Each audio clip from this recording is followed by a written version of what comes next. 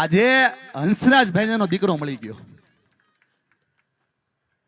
મારો અમદાવાદ આવવાનો ધક્કો ફળી ગયો. એક દીકરાને એનો બાપ મળી ગયો, એક બાપને એનો દીકરો મળી ગયો.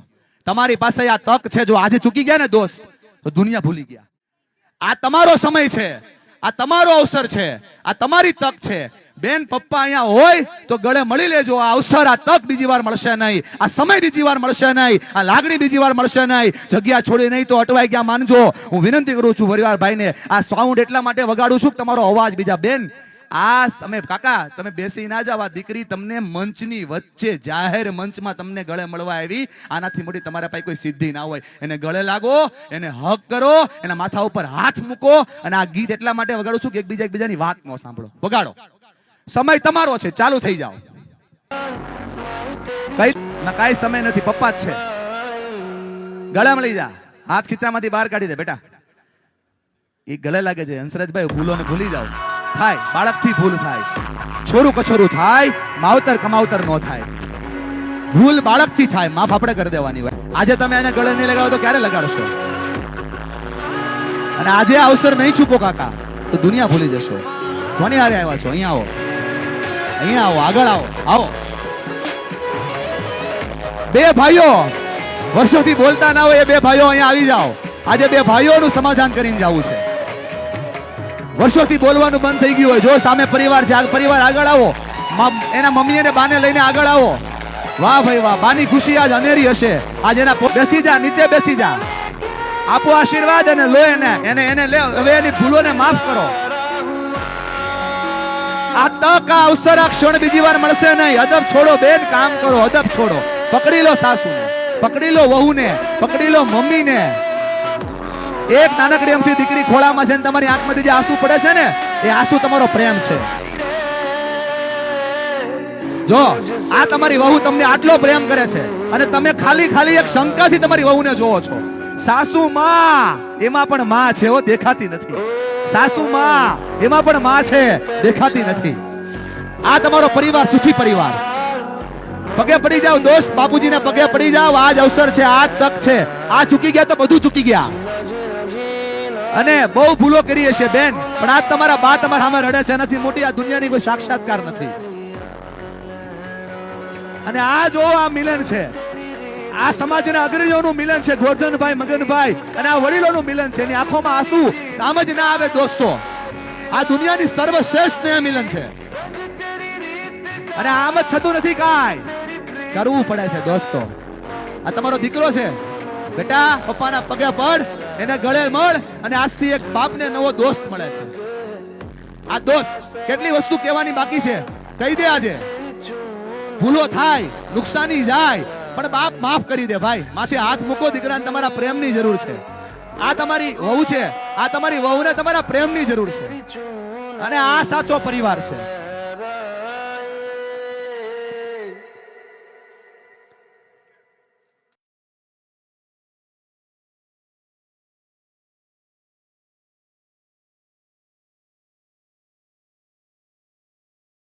મળે બેન, તમને અવસર બીજી વાર નહીં મળે. ભાઈ બહેન નો પ્રેમ બીજી વાર નહીં મળે.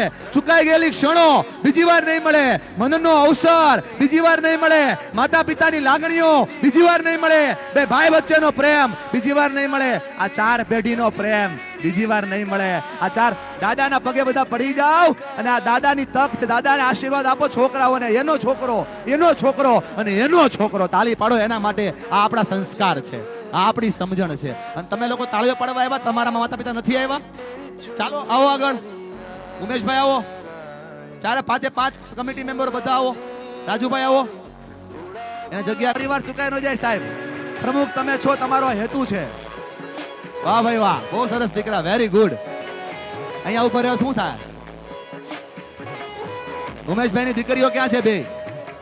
હું ખાલી ઉમેશભાઈ માટે અહીંયા આવ્યો છું.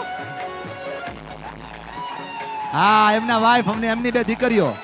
બેટા આ તારા પપ્પા છે, તને આટલો પ્રેમ કરે છે. ગળે મળી જા બેટા. અને આ પ્રેમ, આ લાગણી, આ ઉમેશભાઈ નો પ્રેમ સમાજ માટે, આ ઉમેશભાઈ નો પ્રેમ દીકરીઓ માટે. એકવાર તાળીઓથી આ સમાજને વધાવો જેણે આ પ્રસંગને અનુભવ્યો છે. વાહ ભાઈ વાહ, આ પ્રેમ રાખજો. દુનિયા તમારી પાસે હશે ભાઈ. વાહ ભાઈ વાહ.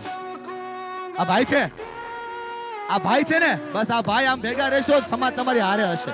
તમારા દેરાણી જેઠાણીનો પ્રેમ છે. દેરાણી જેઠાણીઓ આ દુનિયાનો સૌથી મહત્વનો ભાવ તમે પ્રસ્તુત કરી રહ્યા છો.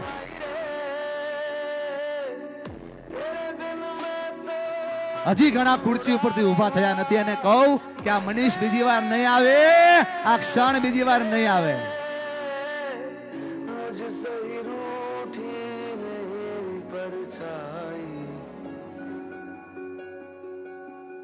યસ, આવો.